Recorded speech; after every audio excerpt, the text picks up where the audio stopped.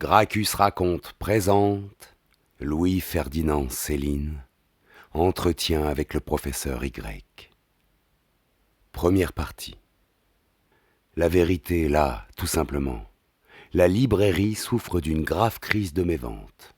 Allez pas croire un seul zéro de tous ces prétendus tirages à 100 000, 40 000 et même 400 exemplaires. Attrape gogo, Allah. Seule la presse du cœur, et encore, se défend pas trop mal. Et un peu la série noire, et la blême. En vérité, on ne vend plus rien. C'est grave. Le cinéma, la télévision, les articles de ménage, le scooter, l'auto à 2, 4, 6 chevaux font un tort énorme aux livres. Tout vente à tempérament, vous pensez. Et les week-ends, et ces bonnes vacances trimensuelles, et les croisières lololulu. Salut petit budget, voyez dette, plus un fifrelin disponible. Alors n'est-ce pas, acheter un livre, une roulotte, encore, mais un livre. L'objet empruntable entre tous. Un livre élu, c'est entendu, par au moins 20-25 lecteurs. Ah, si le pain ou le jambon, mettons, pouvait aussi bien régaler une seule tranche, 20-25 consommateurs. Quelle aubaine!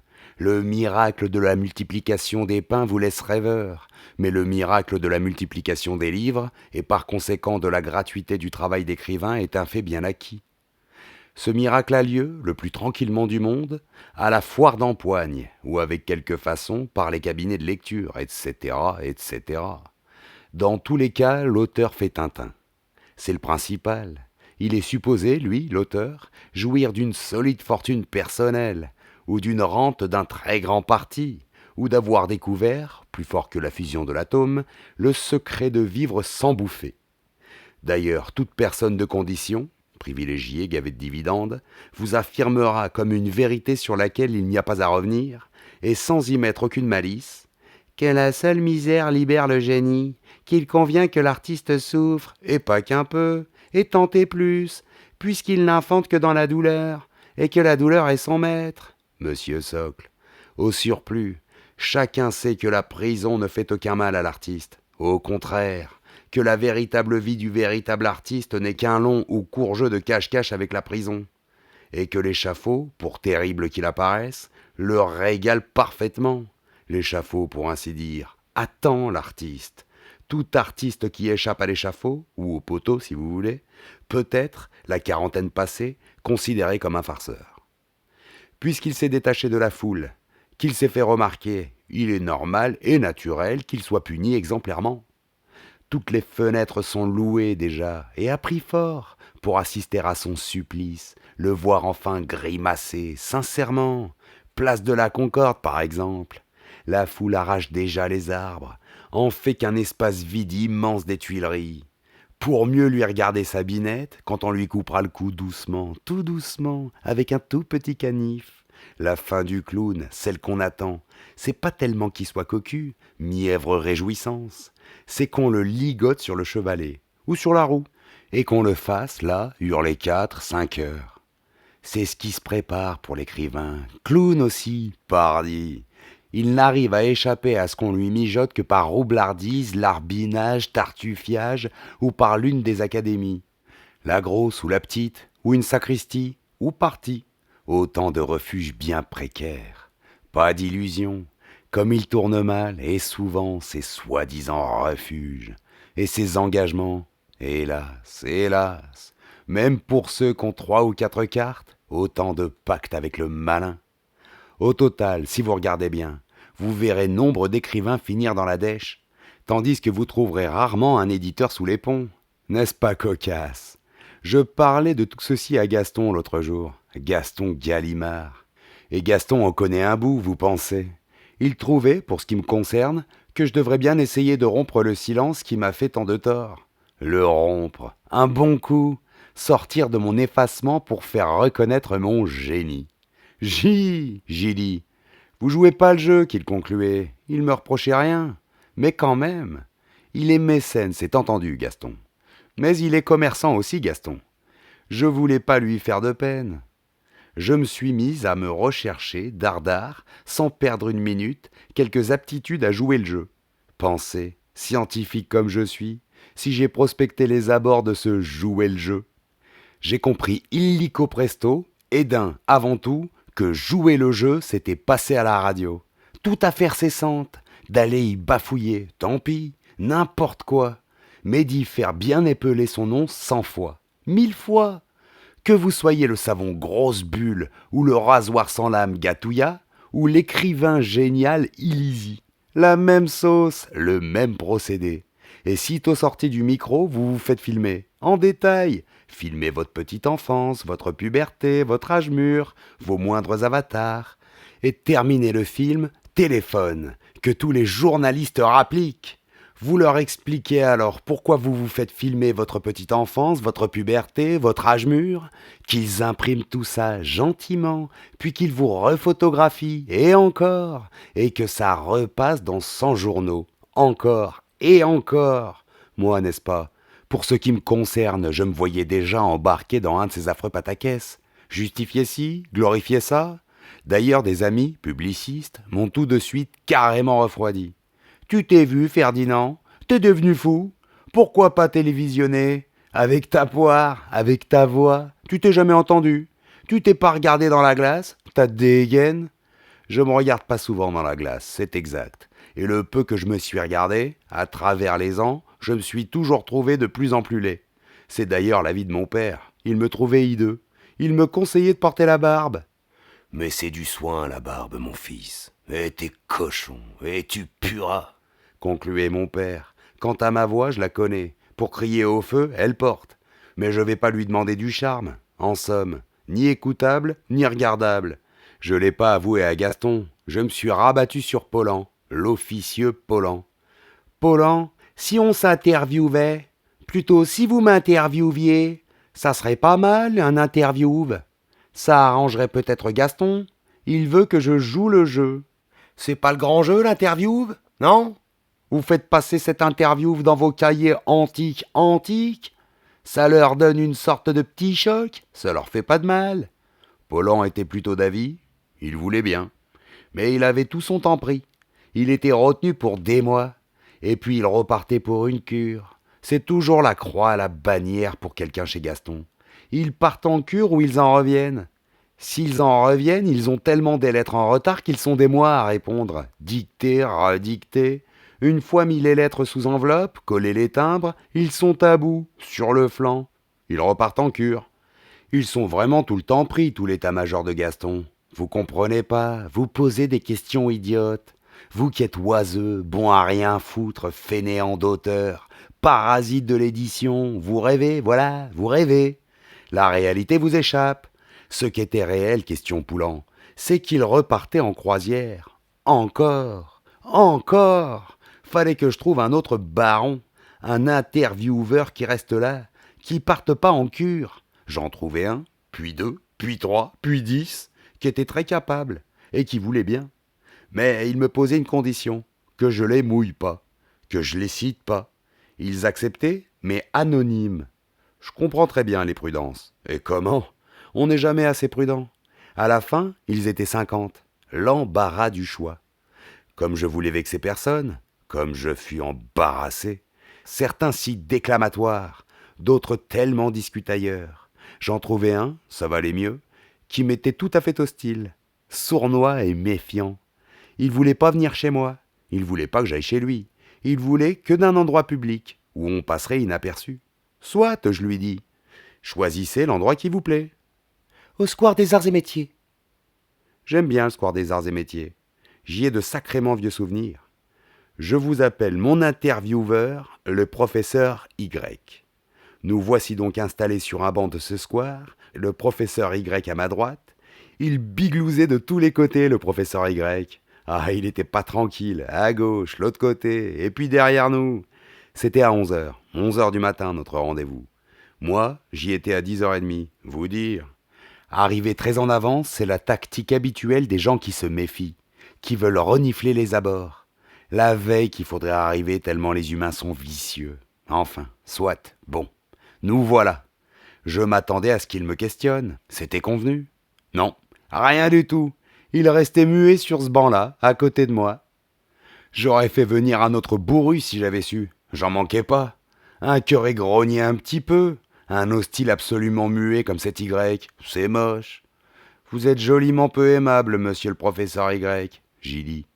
On est là pour un interview.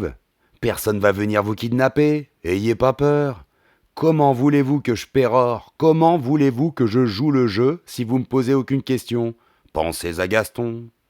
Là, je le vis sursauter sec, tressaillir au nom de Gaston. Il cessa de biglouser droite ou gauche. Gaston, Gaston, qu'il bredouilla. Il avait aussi, comme cent autres, le professeur Y, forcément, comme mille autres, licencié, agrégé, à lunettes, sans lunettes, un manuscrit en lecture à la NRF. Presque tous les professeurs ont un petit Goncourt qui marine à la NRF. Vous me direz, ça s'aperçoit. C'est plus des romans qu'ils publient, c'est autant de pensums. Pensum sarcastique, pensum archéologique, pensum proustique, pensum sans queue ni tête, pensum nobélien, pensum anti-raciste, pensum à petit prix, à grand prix, pensum pléiade, pensum. Le professeur Y, certainement, avait aussi son petit pensum, qui attendait depuis des années dans les caves de la NRF, que Gaston se le fasse monter, qu'il y jette un œil. En fait, le squale qu'on l'a surnommé, grand dévoreur d'éditeurs, Gaston, qu'est-ce qu'il se tape comme plancton, Gaston? Oh, il en dépérit pas. Y a qu'à regarder un peu ce qu'il se paye comme automobile. Le vrai engin de squale de Holux, avec de ses dents de radiateur, et la formidable carapace luisante, huileuse, pardagon. Où qu'il se risquait le professeur Y, lui et son pensum. C'est touchant, la manière d'eux qu'ils besognent tous, les professeurs. Ils se copient tous, forcément. Ils ont tous fréquenté les classes. C'est leur métier d'être dans les classes. Et qu'est-ce qu'on apprend dans les classes? À se toucher, puis à se copier.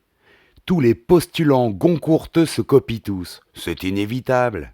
Ils sont aussi stables, ressemblants, ennuyeux, inévitables que tous les tableaux queue-leu-leu de n'importe quel grand salon.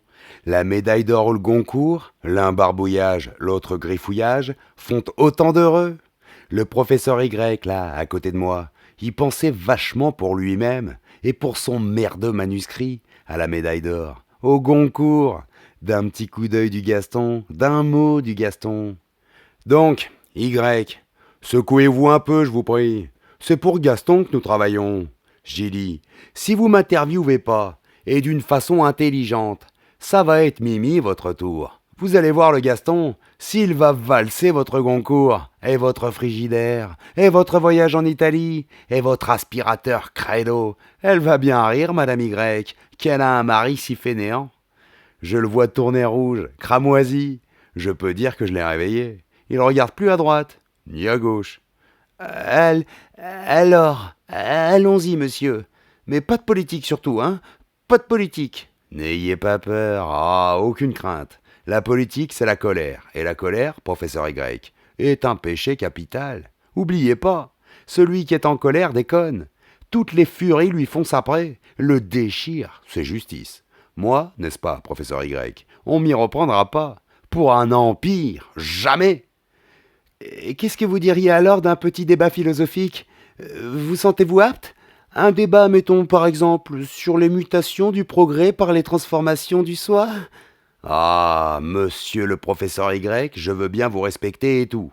Mais je vous le déclare, je suis hostile. J'ai pas d'idée, moi, aucune. Et je trouve rien de plus vulgaire, de plus commun, de plus dégoûtant que les idées. Les bibliothèques en sont pleines, et les terrasses des cafés, tous les impuissants regorgent d'idées. Et les philosophes, c'est leur industrie, les idées. Ils esbrouffent la jeunesse avec, ils la macrotent. La jeunesse est prête, vous le savez, à avaler n'importe quoi, à trouver tout formidable. S'ils l'ont commode donc les macros, le temps passionné de la jeunesse passe à bander et à se gargariser d'idéas, de philosophie pour mieux dire, ouais, de philosophie, monsieur. La jeunesse aime l'imposture comme les jeunes chiens aiment les bouts de bois, soi-disant os qu'on leur balance qu'ils courent après. Ils se précipitent, ils aboient, ils perdent leur temps, c'est le principal. Aussi, voyez-vous, les farceurs pas arrêter de faire joujou avec la jeunesse, de lui lancer plein de bouts de bois creux, philosophiques. Si elle s'époumonne la jeunesse, et si elle biche, qu'elle est reconnaissante. Ils savent ce qu'il lui faut, les macros, les idéas, et plus d'idéas, des synthèses, des mutations cérébrales, au porto toujours, logistique, formidable. Plus que c'est creux, plus la jeunesse avale tout, bouffe tout ce qu'elle trouve dans les bouts de bois creux, idéas, joujou. Vous avez, professeur Y, soit dit sans vouloir vous vexer, la gueule d'être intelligent, dialecticien même. Vous fréquentez la jeunesse, forcément, que vous devez lui bourrer la caisse. Vous en vivez-vous de la jeunesse, si vous l'adorez la jeunesse, impatiente, présomptueuse, fainéante, vous devez même être casuistique, je parie. Plus casuistique qu'Abélard, à la mode donc. Je lui dis tout ce que je trouve de méchant, qu'il ressaute, hostile pour hostile, qu'il se foute en boule, que je le claque, qu'on se boxe si on s'interviewe pas. Je raconterai le tout à Gaston, il se marrera, il m'avancera une brique de mieux, dette pour dette. Il réagit, je l'aurais parié. Et vous alors, qu'est-ce que vous êtes? La première question qu'il me pose. Ah, je vais avoir mon interview. Je suis qu'un petit inventeur, monsieur. Un petit inventeur, et je m'en flatte. Mazette, tout ce qui me répond. J'insiste. Petit inventeur, parfaitement. Et que d'un petit truc, juste d'un petit truc. J'envoie pas de message au monde, moi. Non, monsieur, j'encombre pas l'éther de mes pensées, moi, non, monsieur. Je me saoule pas de mots, ni de porto, ni de flatteries de la jeunesse. Je cogite pas pour la planète. Je suis qu'un petit inventeur, et que d'un tout petit truc, qui passera pardi comme le reste, comme le bouton de colle à bascule. Je connais mon infime importance, mais tout plutôt que des idéas. Je laisse les idéas aux camelots, tous les idéas aux macros, aux confusionnistes. Je l'amuse, il ricane ma parole, mais je vais pas le faire ricaner longtemps. Et vous, dites-moi, qu'est-ce que vous faites, vous, professeur Y? Vous êtes pas un époustoufleur? Vous égarez pas la jeunesse? Vous envoyez pas des messages? Je serais surpris. Vous avez inventé quelque chose? Qu'est-ce que c'est? Il demande. L'émotion dans le langage écrit. Le langage écrit était à sec. C'est moi qui ai redonné l'émotion en langage écrit. Comme je vous le dis, c'est pas qu'un petit urbain, je vous jure. Le truc, la magie, que n'importe quel con à présent peut émouvoir en écrit. Retrouver l'émotion du parler à travers l'écrit, c'est pas rien. C'est infime, mais c'est quelque chose. Vous êtes grotesque de prétention. Certes, certes. Et alors, les inventeurs sont monstrueux, tous. Surtout les petits inventeurs. L'émotion du langage parlé à travers l'écrit. Réfléchissez un petit peu, monsieur le professeur Y. Faites marcher un peu votre nénette. Oui, entendu, mais les délits, regardez un peu les délits, qui gagnent 100 millions par an, sans publicité ni critique. Est-ce qu'ils recherchent l'émotion à travers le langage parlé, eux? Baliverne. Et ils vont jamais en prison, eux. Ils se tiennent très convenablement, eux. Oui, mais il y a un secret délit. Vous savez pas lequel? Non? Ils sont plus chromos que tous les autres. Pour ça qu'ils se vendent mieux que tous les autres. Les prix Goncourt à côté d'eux n'existent pas.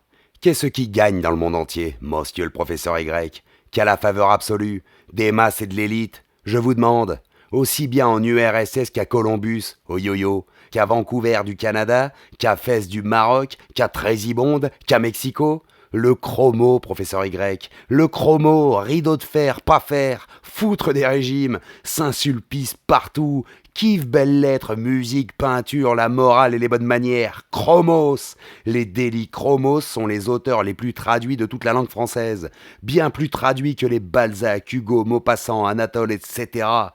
Peggy, Psychari, qui étaient pourtant eux aussi, il faut l'avouer, Romain Roland, vachement chromos.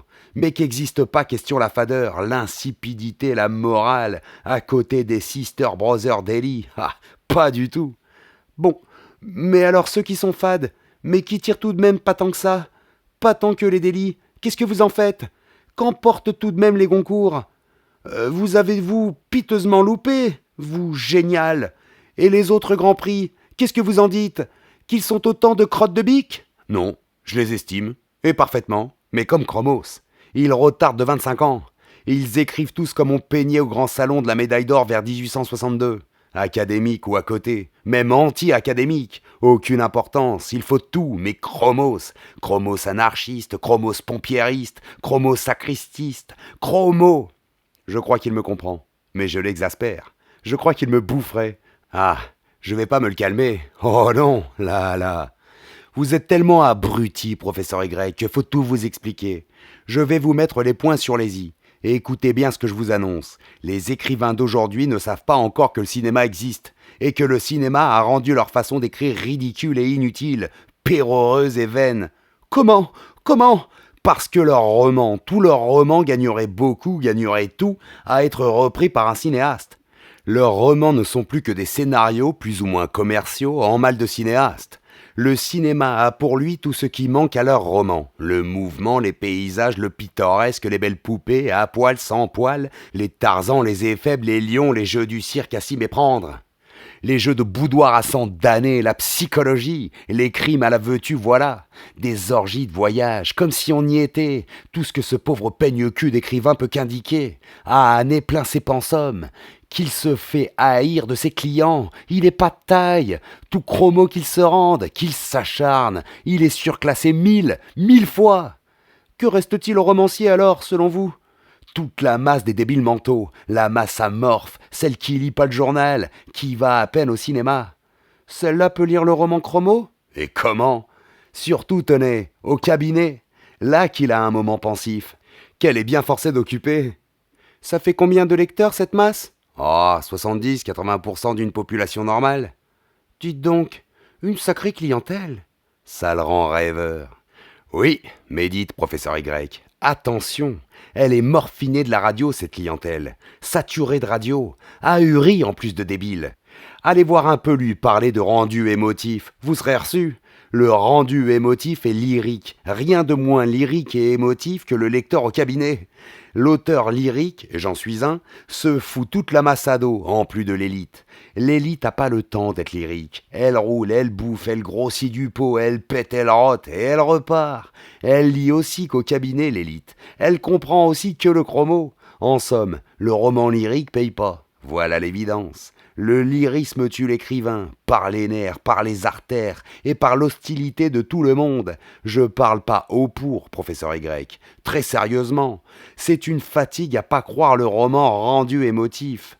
L'émotion ne peut être captée et transcrite qu'à travers le langage parlé, le souvenir du langage parlé, et qu'au prix de patience infinie, de tout petites retranscriptions. À la bonne vôtre, le cinéma y arrive pas. C'est la revanche, en dépit de tous les battages, des milliards de publicités, des milliards de plus en plus gros plans, des cils condés à 1 mètre de long, de soupirs, sourires, sanglots qu'on peut pas rêver davantage. Le cinéma reste tout au toc, mécanique, tout froid. Il a que l'émotion en toc. Il capte pas les ondes émotives. Il est infirme de l'émotion. Monstre infirme. La masse non plus est pas émotive. Certes, je vous l'accorde, professeur Y. Elle aime que la gesticulade. Elle est hystérique, la masse. Mais faiblement émotive. Bien faiblement. Il y a belle lurette qu'il y aurait plus de guerre, monsieur le professeur Y, si la masse était émotive. Plus de boucherie. C'est pas pour demain. Vous observerez, professeur Y, que les moments émus de la masse tournent rapidement à l'hystérie, à la sauvagerie, au pillage, à l'assassinat instantanément, pour mieux dire. La pente humaine est carnassière. Vous fûtes donc persécuté par les ennemis de votre style, si je comprends bien, ou les jaloux de votre style? Oui, monsieur le professeur Y, et ils m'attendaient tous au tournant. Je me suis donné, pour ainsi dire. Et vous êtes l'inventeur d'un style? Vous le prétendez? Vous le maintenez? Oui, monsieur le professeur Y, d'une toute petite invention, pratique, comme le bouton de colle à bascule, comme le pignon double pour vélo. Vous vous minimisez d'un coup? Ah non, rien de plus, rien de moins. Il n'y a jamais de grandes inventions. D'abord, et d'une, jamais de petites, professeur Y. La nature ne donne, croyez-moi, que très rarissimement la faculté inventive à un homme. Et encore, elle se montre foutrement chiche. Tous ceux qui s'en vont bêlants, qu'ils se sentent tout bourrés d'inventions, sont autant de sacrédiés farceurs, aliénés ou pas. Vous remarquerez qu'en fait d'invention, pour parler d'un géant de l'espèce, Lavoisier a simplement mis des chiffres sur quantité de corps naturels qu'on connaissait bien avant lui. Pasteur, pour son compte, n'a fait que donner des noms à tout ce qu'il voyait de plus petit sous sa lunette. La belle histoire. Oui, mais dans le monde des arts, rien ne se passe strictement, la preuve. Votre trouvaille émotive. Trouvaille? Que vous dites? Oh, monsieur le professeur Y, les exposants et les médailles d'or du Grand Salon de 1862 étaient pas non plus convaincus des mérites des impressionnistes. Et le public alors? D'un sceptique. Le public a jamais pensé pour son compte qu'à les pendre. Les impressionnistes. Et si l'empereur Napoléon n'était pas intervenu, ils y passaient. Vous avez l'air, monsieur Céline, d'en connaître un fameux bout. Alors, technique pour technique, expliquez-moi un petit peu pourquoi les impressionnistes se sont révélés tout d'un coup. Pourquoi ont-ils cessé de peindre tout d'un coup en jour d'atelier? Parce qu'ils avaient vu des photos, qu'on venait de découvrir la photo. Les impressionnistes ont très justement réagi devant la photo. Ils n'ont pas cherché à concurrencer la photo. Pas si stupides. Ils se sont cherchés un petit Condé, ils ont inventé un petit truc que la photo pourrait pas leur secouer. Pas tant le plein air comme on le prétend, pas si con, mais le rendu du plein air. Là, vraiment, il risquait plus rien.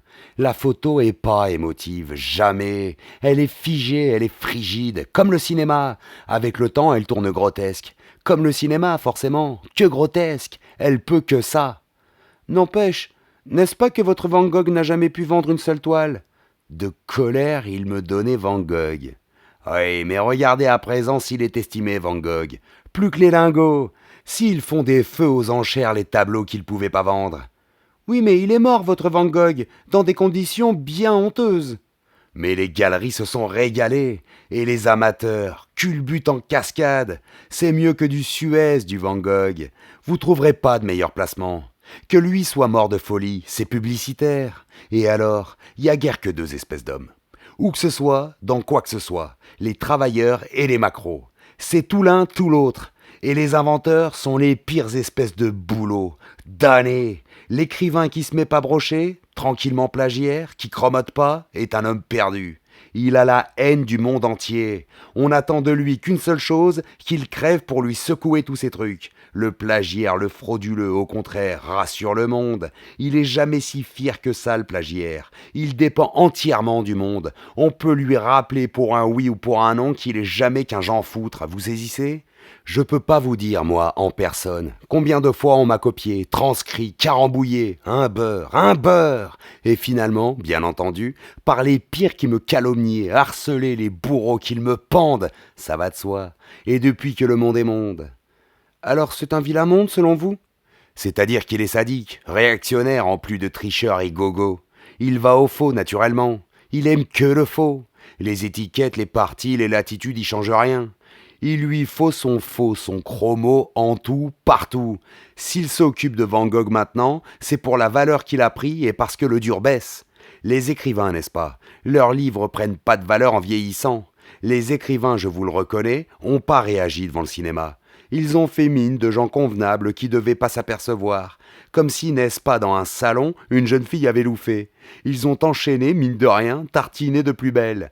Ils ont redoublé de beaux styles, de périodes, de phrases bien filées, selon la même vieille recette qu'ils tenaient des jésuites. Amalgamés d'Anatole France, de Voltaire, de René, de Bourget. Ils y ont seulement ajouté un peu beaucoup de pédérastie, des kilos de ficelles policières, pour se rendre gidien comme il faut, freudien comme il faut, indique comme il faut, mais toujours en chromos tout ça, n'est-ce pas? Il n'y a que des innovations conformistes, engagées bien sûr, et comment? Et jusqu'au scrotum, à 3, 4, 5, 6 parties absolument surprenants, mais pas sortant du chromo, du tonnerre de Dieu Saint-Sulpice, jamais fidèle, la formule. N'importe qui du lycée vous bâcle un Goncourt en 6 mois. Un bon passé politique, un bon éditeur, et 2, 3 grands-mères un peu partout en Europe, et c'est enlevé. Vous rabâchez, monsieur Céline. Ah, pas assez, jamais assez. La preuve, vous avez rien compris. Faut que vous appreniez tout par cœur. Faites pas le malin, vous êtes obtus. Vous avez pas du tout compris l'essentiel de ce que je vous ai dit. Annonez, répétez un peu, avec moi. L'émotion ne se retrouve, et avec énormément de peine, que dans le parler. L'émotion ne se laisse capter que dans le parler, et reproduite à travers l'écrit qu'au prix de 1000 peines, de 1000 patiences qu'un con comme vous ne soupçonne même pas. C'est net, hein? C'est net. Je vous expliquerai un truc plus tard. Déjà maintenant, retenez au moins que l'émotion est chichiteuse, fuyeuse, qu'elle est d'essence évanescente. Il n'est que de se mesurer avec pour demander très vite pardon. Oui, oui, pardon. La rattrape pas qui veut, la garce. Que non. Des années de tapin acharné, bien austère, bien monacal, pour rattraper, et de la veine. Un petit bout d'émotion vibré, grand comme ça. C'est un peu précieux, l'émotion, monsieur le professeur Y. Je vous le répète, plus précieux autrement que le cœur. D'ailleurs, pas du tout le même travail. Corinne travaillait à la belle âme. Le cœur, ça se met en période, la belle âme, comme les règles. C'est du cul, la belle âme, n'est-ce pas? Affaire de cul. L'émotion vient du trognon de l'être, pas tant des burnes, ni des ovaires. Le travail sur l'émotion vous met l'artisan à l'épreuve, qu'il lui reste plus beaucoup à vivre. S'il s'engoure les goncourtiens, et tous les chromistes, petits et gros, et les grands rentiers de l'anarchie, s'ils s'en gardent tous de l'émotion comme de chier au lit, quand la façon émotive sera devenue publique, c'est fatal que l'académie sera pleine de Grisby. Ça sera la fin de l'émotion. Tous les travailleurs du chromo vous feront des portraits émotifs à 100 louis le point.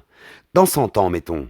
Ils auront tous réfléchi. Pour moi, c'est tout réfléchi. Je suis étiqueté attentateur, violeur de la langue française, voyou, même pas pédéraste, même pas repris de droit commun, depuis 1932. Tous les libraires vous le diront. Ils aimeraient mieux fermer boutique que d'avoir, même en réserve, un seul exemplaire du voyage. Et depuis 1932, j'ai encore aggravé mon cas. Je suis devenu, en plus de violeur, traître, génocide, homme des neiges, l'homme dont il ne faut même pas parler. Ah, mais qu'on peut bien dépouiller. Et comment? À zéro. De quoi il se plaindrait, Nib de Nib?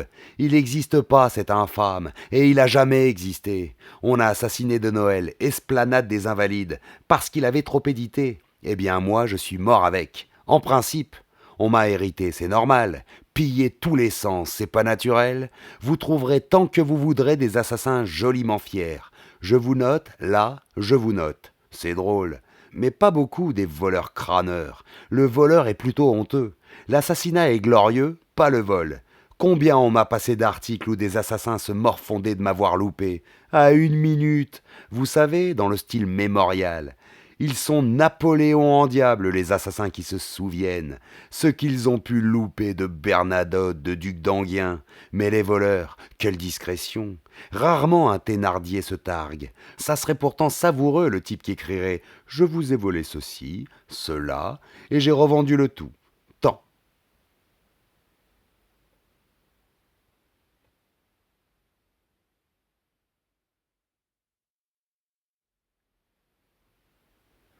C'était Gracchus raconte, lisant du Céline. Entretien avec le professeur Y, première partie. Merci pour l'écoute. La suite dans quelques jours. Pose un pouce, partage ou laisse un commentaire, ce serait fort apprécié.